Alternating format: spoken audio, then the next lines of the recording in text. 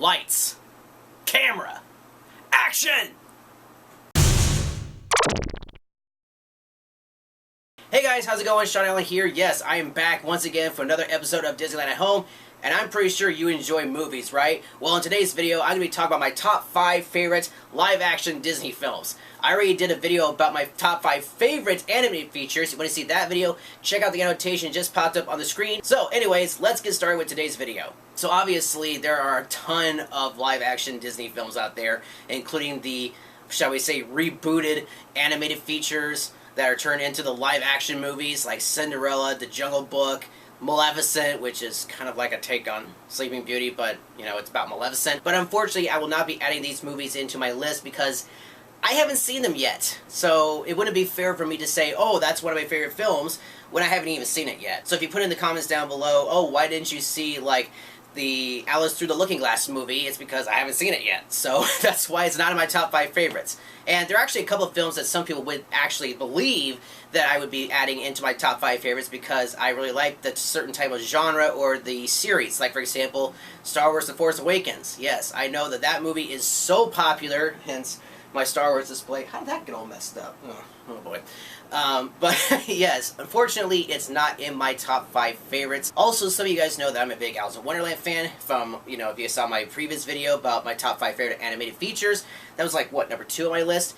And if you guys thought that I was going to be adding the live-action version into my top 5 favorites, I would say it's very close. I would say number 6, but it's not in my top 5 favorites. It's probably in my top 10 favorite films, so if it was like in that list, I would put that number 6. So it's very close to being my top 5 favorite, but no, unfortunately it's not. So sorry to disappoint some of you guys, but that's just the way it goes. So anyways, here's my top 5 favorite films, starting out with movie number 5. I'm sure you're all aware that I've been doing a special comics book series about the Haunted Mansion comic books, right? Well, guess what? My number 5 favorite film is, of course, The Haunted Mansion with Eddie Murphy. And I know some people may look at that and go, well, why in the world is that one of your top 5 favorite films? Because it bombed, and it didn't seem that great. Why is it one of your top 5 favorite films? Well, think about it. I'm a big fan of The Haunted Mansion. I love the attraction. I love the comic book series. Well, actually, the comic book series came after the movie. But I did enjoy the movie, because there are some things in the movie that are kind of like paying tribute in some ways to the actual attraction, more specifically the one in New Orleans. There may be a little bit of the Liberty Square version of the Haunted Mansion from Walt Disney World added into the movie. Like, I believe there's like a greenhouse or something in the back, but yeah, so the Haunted Mansion is supposed to be based on the New Orleans version instead of the other Haunted Mansions out there. This is not even including the Phantom Manor and Mystic Manor over in Paris and Hong Kong. I like the Haunted Mansion because it pays tribute to the Haunted Mansion ride. I think it was well done. I know that maybe it's a few things that it may not have been so clear, but after you watch it a few times, things start to really turn in the head, like the cranks start turning. It may not be the best Disney film, but it was definitely funny, and I thought they really did a nice job with, you know, trying to bring in as much of the ride into the film, you know, as much as they can. It was almost like riding the attraction in a movie, except you weren't in a doom buggy, which should have been in the movie somehow. They should have had the doom buggy at least appear once in the movie. So, yeah, but still, it's a fun movie. If you've never seen The Haunted Mansion, go and watch it. I would highly recommend you watching it on Halloween, because I always watch it every Halloween, because it's The Haunted Mansion, right? So, 4th on my list for my top 5 favorite films is one that I know has a lot of controversy in terms of, you know, who played the certain characters, and I'll just get it out of the way. It's The Lone Ranger. Now, I'll be quite honest with you, I know that a lot of people were very upset with this one because one of them being Johnny Depp playing Tonto. In fact, I have the Disney Infinity figures right here. Here is the Lone Ranger and Tonto. Now, as I just said, people had a really big problem with Johnny Depp playing Tonto because I don't think he was, you know, in a way Indian, right?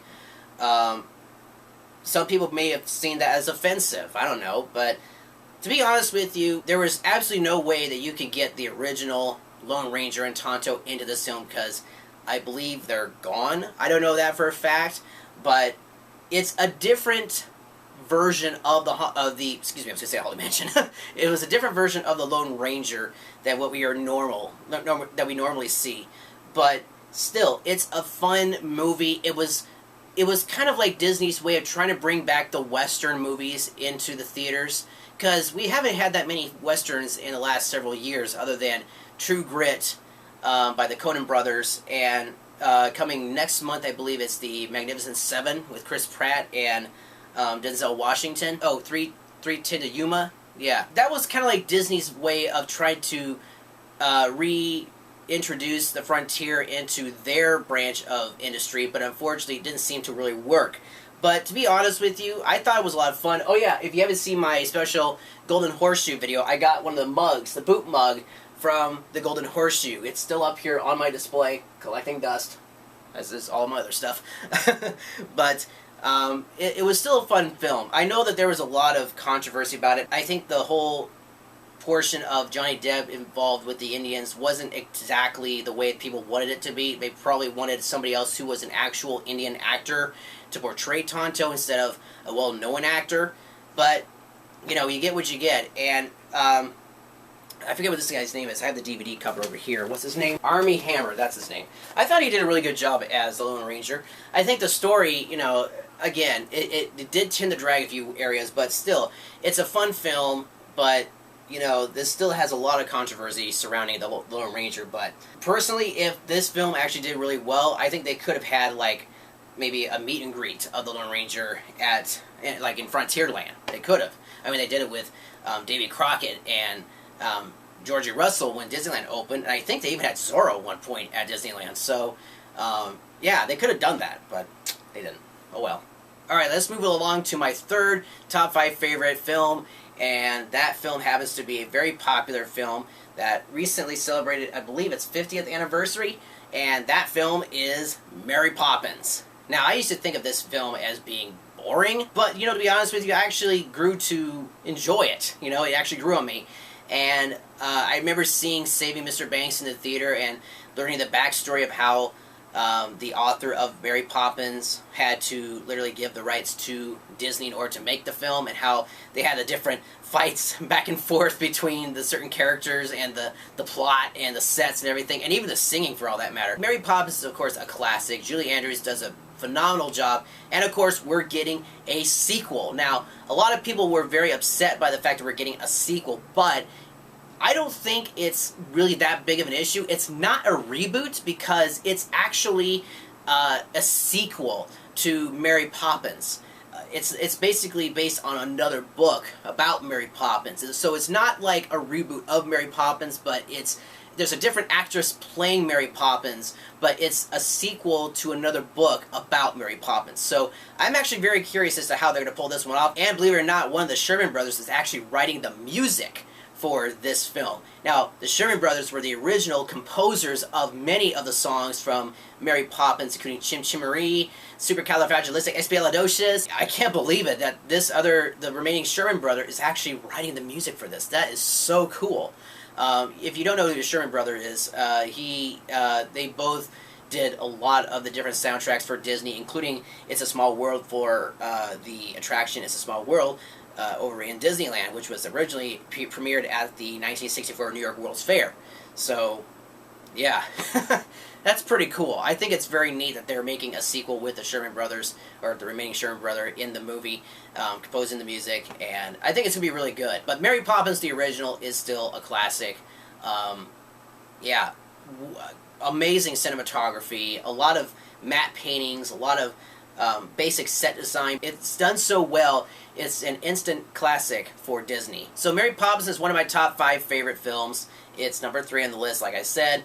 And now let's move on to movie number 2. Now, this film that we'll be talking about is a very popular film. It's a very popular franchise. It's based on a ride. I know you probably can guess where I'm going with this.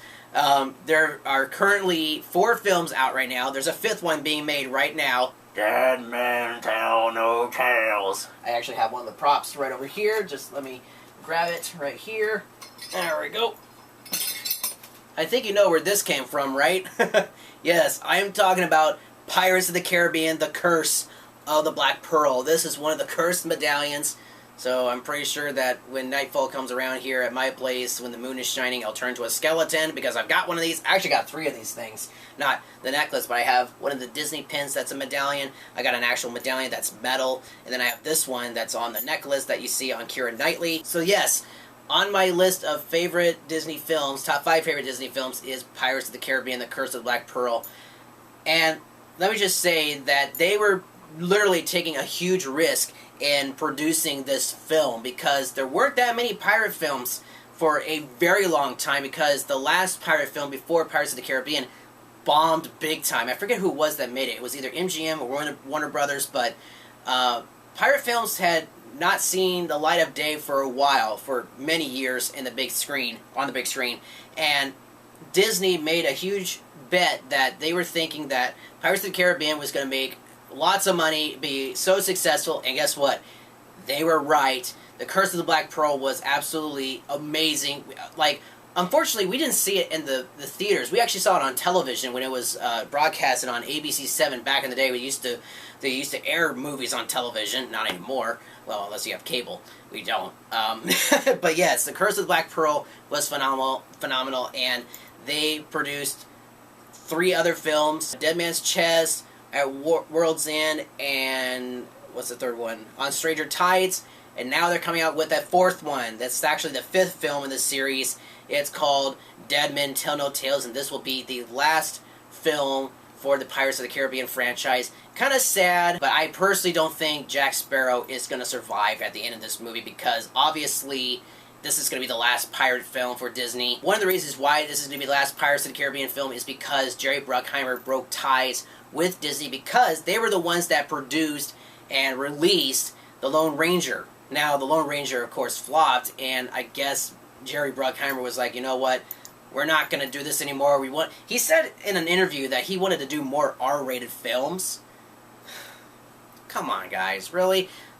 They could have done a sequel easily with The Lone Ranger, but they could have, but it flopped, so they weren't able to do it. So he said, we're going to be parting our ways with Disney, but we are going to be making a pirate film, a 5th pirate film, and that's it. So the Jerry Bruckheimer Studios is going to be breaking ties with Disney. Well, actually already has, but they're going to be releasing Pirates of the Caribbean on Dead Men Tell No Tales as their last film, and it's going to be sad. But we are getting one actor that we haven't seen in a while, not since the last film on Stranger Tides, Will Turner. He's coming back. So he's going to be piloting, of course, the Flying Dutchman that, what's his face? Davy Jones used to sail. So, yeah, we might be seeing the Flying Dutchman again. I don't know about Keira Knightley. It would be nice to see her at least as a cameo, so that way we can have a tie-in, you know, like a tie-in the knots, you know, so that way we know that Will Turner and Keira Knightley's character, Elizabeth Swann, are back together, but I highly doubt it. I think Keira Knightley might be missing out on the 5th film, but if she is going to be in this film, that's going to be really cool.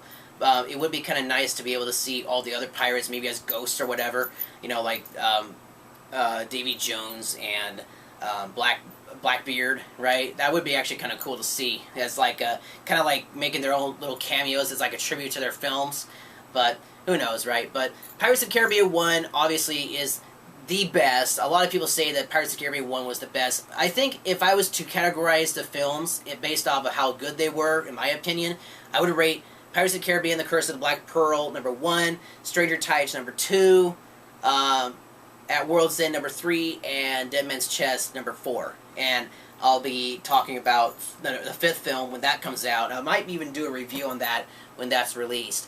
But obviously, Pirates of the Caribbean, The Curse of the Black Pearl is the most popular one. And it was a lot of fun. And that's number 2 on my list. Now, here's the big question. What is my favorite, absolute favorite, number 1 feature not animated, gosh, I keep saying that, live-action film from Disney? Alright, the moment you've all been waiting for. What is my number 1 all-time favorite Disney live-action film? It just so happens to be... Wait, actually, before I show you my little clue here, there's a very famous actor in this movie that did a phenomenal job playing this one particular role. I'll give you a very big hint. James Mason. If you guessed Captain Nemo, you're absolutely right. My number one all-time favorite Disney live-action film is 20,000 Leagues Under the Sea. This is the ornament that I got from Hallmark. Actually, I got it from Amazon. That is supposed to look like the Nautilus from the movie. I believe they still sell these on Amazon. I got this one off of Amazon, and the lights still work. I accidentally broke the tip, though. I actually got the privilege of seeing the actual model that they used for the underwater sequences for 20,000 Leagues Under the Sea. It was at the Ronald Reagan Library when they had that special, what was it called? The Disney Treasures of the Archive, which was the... Oh, no, it was called Treasures of the Walt Disney Archives. And this was like maybe 3 years ago. And yeah, that was a lot of fun. It was a gigantic model. I actually got to see it even before the exhibit came to California, because they actually had it on display in Epcot a number of years ago for the ocean exhibit. So yeah, I've seen it twice now. That's pretty cool. I also got to see the concept model, a smaller version of the Nautilus that was, there's actually a picture of Walt Disney with this model in Walt Disney's office. How did I see this thing? Well, it's because I actually got to see Walt Disney's office in person. Not a replica, but an actual, the actual office at Walt Disney Studios. And just to walk inside of Walt Disney's office, the actual one, was unlike anything I've ever experienced. Just an amazing office. A lot better than what I've got here. But, you know, I could just really feel the Disney magic in that place. It was just unbelievable to actually walk in his office. It was incredible. Yeah, so 20,000 Leagues Under the Sea is one of my all-time favorite films. A little bit of trivia for you guys about the movie. The sound stages that are right now on the studio property, I think it's sound stages 2 and 3, those were actually built specifically for the 20,000 League Under the Sea film. And believe it or not, that was the first time they actually filmed a live-action film at the studio. It wasn't Walt Disney's first live-action film. I believe his first was Treasure Island. But his because that was filmed in England, if I remember correctly. But his first film that he actually recorded on the studio property was 20,000 Leagues Under the Sea. And they still have the pool that they filmed the squid sequence in 20,000 Leagues Under the Sea. It's still there in the studio. In fact, I almost got to see I should have mentioned this when I talked about Pirates of the Caribbean, but when I got to go to Walt Disney Studios, they were filming Pirates of the Caribbean #1, and the treasure sequence that they have, where they have all the treasure, it was actually there at the studio, and I almost got to go in there. The pool that was used for 20,000 Leagues Under the Sea, guess what? They used that same pool in the Pirates of the Caribbean film. It was in a studio, but they turned it into a cave, which was incredible. If you haven't seen 20,000 Leagues Under the Sea, it's an incredible film. Oh, my cats are fighting. Hold on a second. Hey! Hey! Cut it out! Sorry about that. My cats were roughhousing. Cats. So yeah, Pirates of the Caribbean filmed in the exact same studio, or a segment of it, there in the same soundstage where 20,000 Leagues Under the Sea was filmed. Now, I don't know if you guys know about this, but there were actually 2 different sequences for the squid sequence in 20,000 Leagues Under the Sea. The first, which was the one they originally thought of, was that it was going to take place on a nice, calm ocean, like no waves or anything, no thunder and lightning or rain. It was just going to be on the nice, calm ocean with, like, I think it was like a sunset. It was either sunset or dawn. But the major issue with this particular sequence was that when they were filming the squid, you could literally see the wires that were holding up the tentacles. You can visibly see them. And I can't tell you how many times you can... I mean, I probably counted at least maybe 30 wires in one shot, just holding up the tentacles for the squid.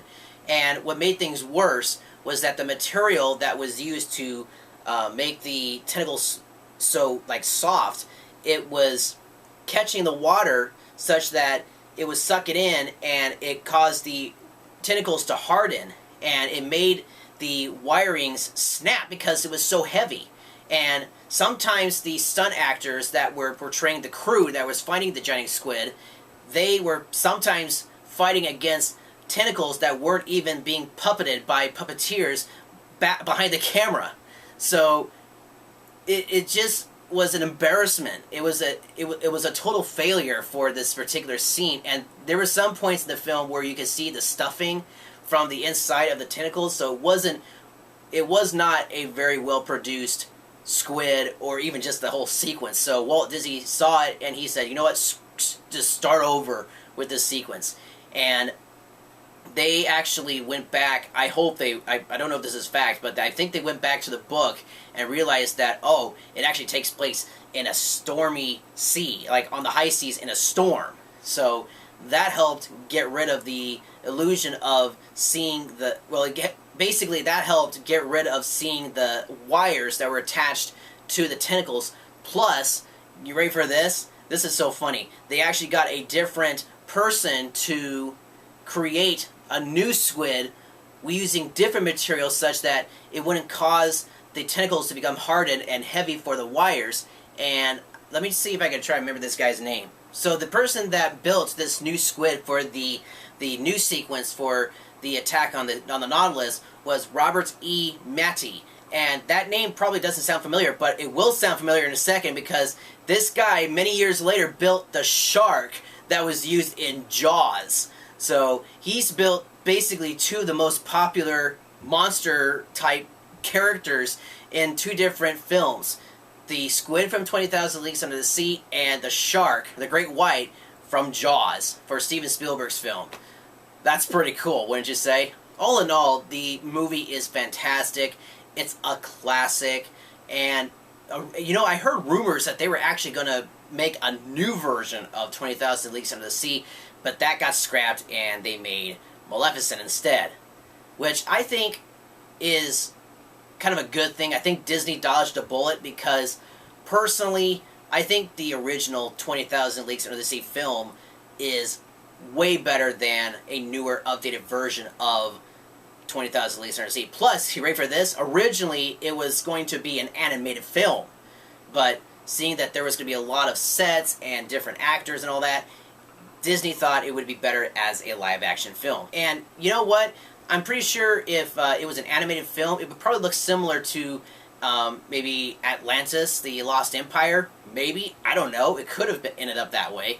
But, yeah, it could have ended up as an animated film, but Disney was like, nope, let's make it a live-action film. So it's a fun film. It doesn't really follow the book in some areas, but it's still very entertaining. Very quickly, I was just editing the video that you're watching right now, and I realized I forgot to add something very important to this segment for 20,000 Leagues Under the Sea. So it actually relates to an attraction that I mentioned earlier in this video, and that's the Haunted Mansion. Now, what's so significant about the Haunted Mansion and 20,000 Leagues Under the Sea? Well, I'll tell you. There is a particular item in the Grand Ballroom in the Haunted Mansion that was actually used in 20,000 Leagues Under the Sea. You probably know where I'm going with this. If you guys have seen the organ there in the Grand Ballroom, just as you're about to go into the attic, guess what? That same organ was Captain Nemo's organ in the movie. So if you watch the film and you see Captain Nemo playing on the organ, that is the exact same organ that is in the Haunted Mansion right now. 50 years later, literally. I am not joking. You can compare the two with pictures from the film set and the ones from the Haunted Mansion. Guess what? It's the exact same organ.